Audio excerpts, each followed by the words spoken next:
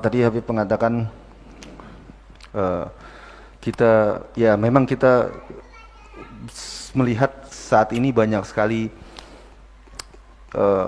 tentunya yang tidak di sini ya, yang banyak sekali yang tidak suka dengan para habaib atau bahkan menghinanya gitu. Lalu bagaimana kami harus bersikap? Yaitu kami itu adalah orang-orang yang mencintai para habaib gitu. Bagaimana kami harus bersikap melihat fenomena saat ini, keadaan yang sangat yang kita lihat tidak lazim lah, sangat bahkan kita yang seharusnya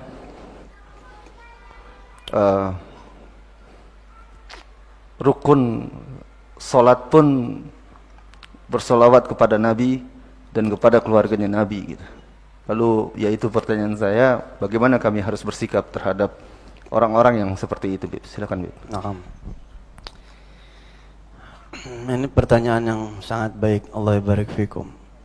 Sebenarnya sih kita ngejelasin kayak begini ini lebih ke ambil barokah. Jadi saya sendiri walaupun saya habaib, saya cinta banget loh sama habaib. Saya kalau ngeliat habaib itu gimana gitu. Saya pribadi, saya pribadi. Sebelum saya jawab pertanyaan, kalau di majelis saya, misalnya di majelis saya ada satu orang kayak habaib atau ada sayyid, padahal dia ini orang biasa, bukannya ustadz, bukan apa.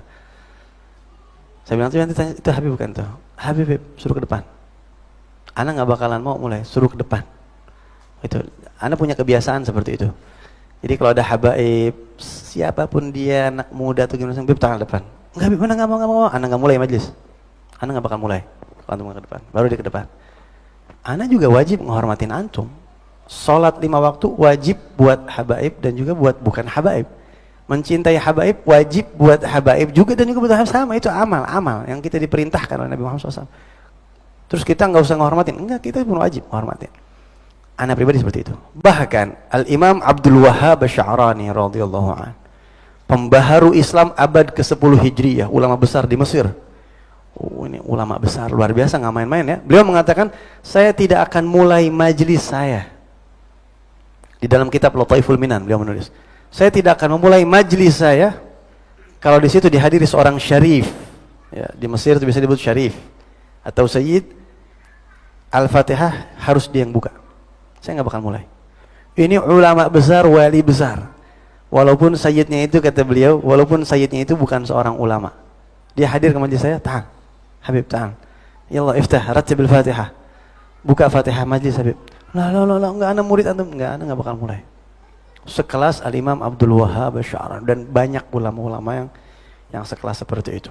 Kenapa kok mencintai habaib ini kok jadi seperti sesuatu yang berat ya, atau orang banyak memusuhi?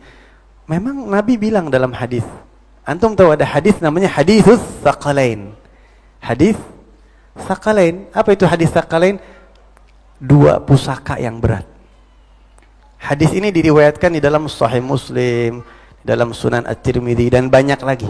Bahkan sebagian ulama mengatakan hadis ini hadis sampai derajat mutawatir. Sahih, yang sahih itu ada 2. Ada sahih mutawatir, ada sahih ahad. Kalau ahad itu masih orang kalau nggak percaya sama hadis sahih ahad ini bisa hanya fasik kalau begitu. Tapi kalau nggak percaya sama mutawatir, Quran itu mutawatir. Ya. Nabi nyampaikan di depan ratusan orang dan hadis ini disampaikan ke ratusan. Jadi sama aja kayak nggak percaya sama Nabi Muhammad. Salah satu hadis mutawatir, haditsus tsaqalain. Hadis 2 pusaka. Tsaqal itu dari kata-kata tsaqula yathqulu thiqalan, artinya berat. Nabi mengatakan taraktu fikumus tsaqalain. Ini tarikun fikum tsaqalain. Aku tinggalkan 2 pusaka yang berat buat kalian. Berat. Enggak semua orang kuat emang bawa itu. Apa yang berat itu? Al-Quran dan juga ahlu baitku, kata Rasul. Emang berat, enggak semua orang. Cuma orang-orang kuat yang bisa bawa itu. Antum yang bisa cinta kepada para habaib, kuat antum. Tinggal antum pakai Quran yang rapih sama para habaib. Nah, tentunya habaib ini bukan nabi. Ya, habaib semuanya pasti enggak mungkin berbuat dosa. Mereka ini malaikat. Enggak. Ada yang berbuat salah, sama kayak manusia pada umumnya, punya syahwat, punya hawa nafsu, digoda setan. Mereka bisa berbuat salah. Bahkan habaib ini nggak ada jaminan surga. Kata siapa habaib jaminan surga? Siapa yang bilang habaib dapat jaminan surga? Nggak ada. Habaib itu nggak ada jaminan surga. Paham ya? Ini agak panjang sedikit nggak apa ya? Tapi begini, habaib ini harapannya cuma dari hadis Nabi Muhammad.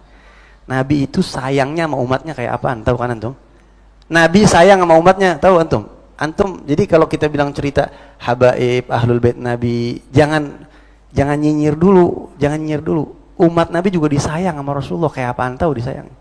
Nabi itu saking sayangnya sama umatnya, simak hadis-hadis ini. Ada hadis yang mengatakan syafaati li ahlil kabair min ummati.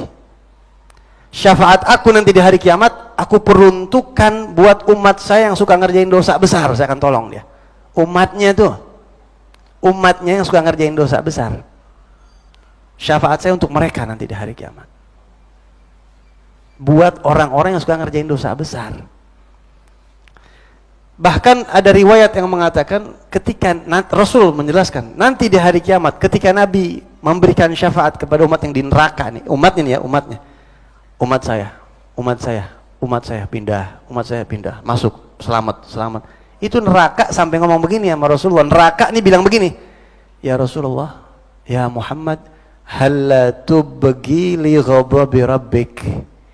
Ya Rasulullah, apa kagak disisain nih umat di neraka, mau diangkut semua, sisain buat jatah marahnya Allah. Nabi sayangnya sama antum kayak begitu tuh, sama umatnya. Jadi jangan ngiri sama cucunya, antum disayang banget sama Nabi Muhammad. Kalau sama umatnya aja sayang kayak gitu tuh, Nabi ngajarin kita di hadis yang sahih, khairukum li ahli. Orang yang paling baik, kata Nabi, di antara kalian adalah yang paling baik sama keluarganya. Jadi kalau mau baik sama keluarga dulu. Jangan sama orang baik, keluarga nggak baik. Anak orang dikasih jajan, anaknya nggak dikasih jajan. Bini orang dikasih jajan, bininya nggak dikasih jajan. Ini nggak bener nih, walaupun ibadahnya banyak. Jadi patokan orang baik itu sama keluarga baik gak dia? Siapa yang pertama kali ngamalin ini? Rasulullah. Nggak mungkin Nabi menelantarkan keluarganya kalau sama umatnya aja segitu baiknya. Itu harapan kita para habaib. Jaminan sorga emang nggak ada, tapi nggak mungkin Nabi tega umatnya diangkut. Dan itu bersalahan dengan ajaran beliau, umatnya diangkut ke surga, cucunya dibiarin di neraka. Itu doang harapan kita. Maka dari itu kita pun tegur habaib yang salah, kita tegur, tapi dengan cara kita, dengan cara yang baik, yang efektif, nggak di depan umum begitu, nggak ada sama. Nah, jadi antum perlu tahu bahwa memang mencintai habaib ini berat. Berat itu memang dari manifestasi dari hadis Nabi. Tsaqalain. Aku tinggalkan 2 pusaka yang berat. Ini berat nih, tapi kalau ente pegang ente nggak bakal sesat, kata Nabi. Berat, memang nggak semua orang kuat. Dan seperti yang sering saya jelaskan, memang kalau yang berat-berat kan nggak semua orang kan bisa. Nah, sikap kita bagaimana melihat orang-orang yang tidak misalnya memusuhi para habaib? Sikap kita ini harus bagaimana sikap kita? Pertama, kalau kita memang melihat ada orang yang seperti itu dan kita kemudian cinta kepada para ahlul bait Rasulullah SAW, cinta kita kepada mereka bukan karena ketampanan, kekayaan, bukan karena ilmu mereka, bukan karena ilmu, bukan karena ibadah, bukan, tapi karena kekerabatan mereka, hubungan darah mereka sama Rasulullah, itu udah. Dan ini perintah Allah di Al-Quran. Qul la as'alukum alaihi ajra illa al-mawaddata fil qurba. Allah berfirman kepada Nabi Muhammad, wahai Rasul, bilang kepada umat kamu, saya dakwah nggak perlu dihargain apa-apaan, nggak perlu kasih duit, nggak perlu dibikinin itu buat Nabi Muhammad, nggak usah. Satu aja, hargai dakwah aku mengajak kalian ke surga, bawa ajaran Islam ini. Cara menghargai terima kasihnya dengan mawaddah fil qurba, cintain keluarga aku. Bilang begitu sama umat kamu, kata Allah. Jadi itu perintah Allah. Cara kita menghormati agama Nabi Muhammad, terima kasih kita sama Rasulullah sudah memberikan kita jalan yang baik ini adalah dengan menghormati keluarganya. Al-Quran loh itu. Walaupun tetap ada orang yang mau menyelewengkan makna ayat itu, kemudian karena nggak terima ya silahkan. Ya. Nah, sikap kita bagaimana? Pertama, kalau kita alhamdulillah sudah cinta kepada keluarga Nabi, sahabat Nabi tentunya, dan juga istri-istri Nabi, kita ahlus sunnah wal jamaah ya, semuanya kita cintai yang berhubungan sama Nabi Muhammad. Sikap kita pertama adalah bersyukur kepada Allah karena kita enggak kena musibah agama yang dia rasain tuh. Ada satu orang kita lihat misalnya dia wah benci kepada dzurriyyahnya Nabi Muhammad, ngatain, baca alhamdulillahilladzi afani mimma btalahu bih wa faddalani ala katsiri mimman khalaqa tafdila. Alhamdulillah yang telah memberikan saya keselamatan dari musibah itu. Musibah apa? Benci sama keluarga Nabi. Itu musibah agama, musibah. Alhamdulillah saya enggak kena musibah itu. Ya, dan memberikan saya kelebihan di antara hamba-hamba yang lain. Ya, di antaranya dengan kelebihan ini. Jadi Nabi bersabda, siapa orang melihat musibah, dia baca doa itu sampai mati dia nggak bakal ngerasain musibah yang sama. Baik musibah dunia ataupun musibah agama, tabrakan. Anak kalau ngeliat orang tabrakan langsung baca itu. Apaan tuh macet? Ada orang naik motor kelindes kontainer. Alhamdulillahilladzi afani mimma btalahu bihi fadlan min katsir man khalaqa tafdila. Insyaallah sampai mati nggak bakal kayak gitu. Makanya begitu dengar ada pesawat jatuh, buru-buru saya baca tuh. Soalnya kita sering naik pesawat, was-was banyak naik pesawat ya. Alhamdulillahilladzi afani mimma btalahu bihi fadlan, baca begitu. Tapi bedanya kalau musibahnya musibah dunia, baca pelan-pelan aja jangan kedengeran dia. Ya, ntar dia kesinggung begitu. Bang, ya Allah toko saya kebakar bang. Alhamdulillahilladzi afani mimma btalahu bihi wallah. Ente bisa berantem sama dia ntar. Jadi kalau musibah dunia, bacanya pelan. Alhamdulillahilladzi afani mimma btalahu gitu. Supaya kita nggak kena seperti itu. Tapi kalau musibahnya musibah agama, kencengin kalau perlu biar dia denger buat bentuk pecut buat dia. Gua mah kagak demen banget sama ahlul bait Nabi Muhammad. Apaan tuh Nabi Muhammad? Alhamdulillahilladzi afani mimma btalaka bih wa faddalani ala katsiri mimman khalaqa tafdila. Alhamdulillah gua enggak kena musibah yang berat kayak lu sampai benci sama ahlul bait. Alhamdulillah ya Rabb, alhamdulillah. Saya dikasih kelebihan sama Allah. Ya Rabb sampai mati mudah-mudahan. Baca yang kencang, enggak apa-apa. Gua semalam berhasil ngerayu janda sampai zina gua sama dia.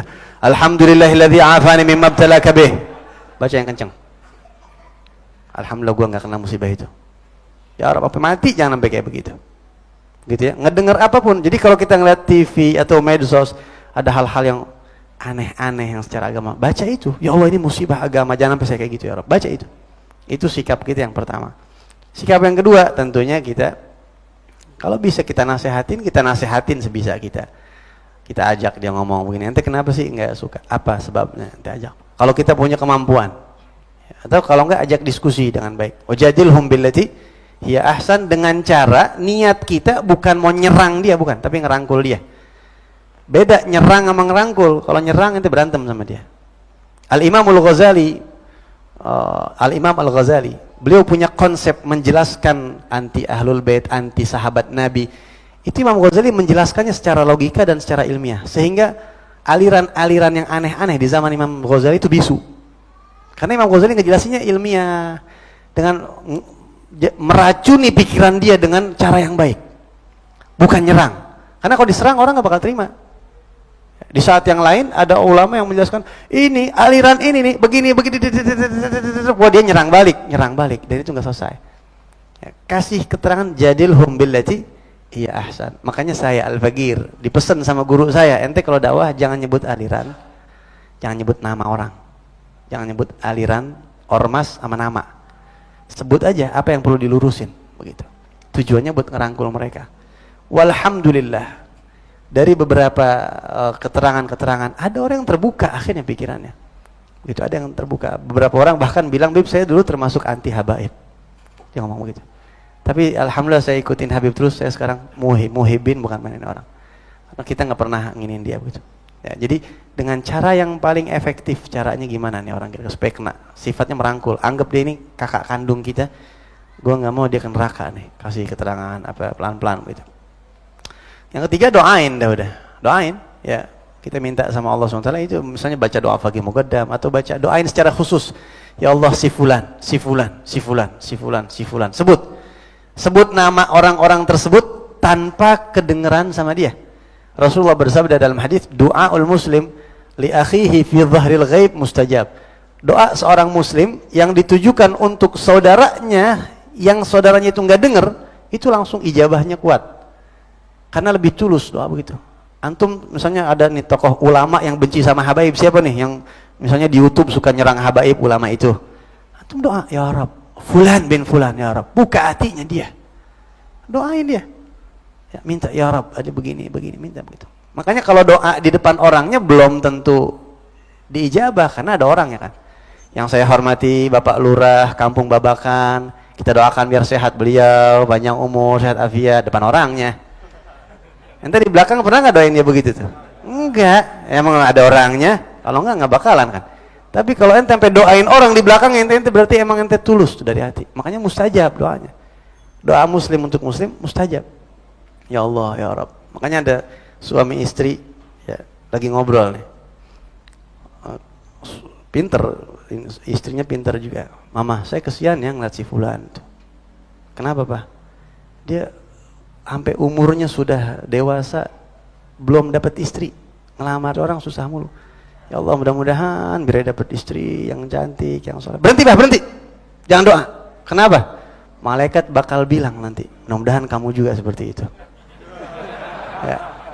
Akhirnya dia kagak kawin, lu yang dapat lagi kata bininya. Bininya pinter gitu ya. Jadi kalau kita doain orang kan malaikat ngedoain kita yang sama, yang sebaliknya, dan itu lebih mustajab. Itu lebih mustajab.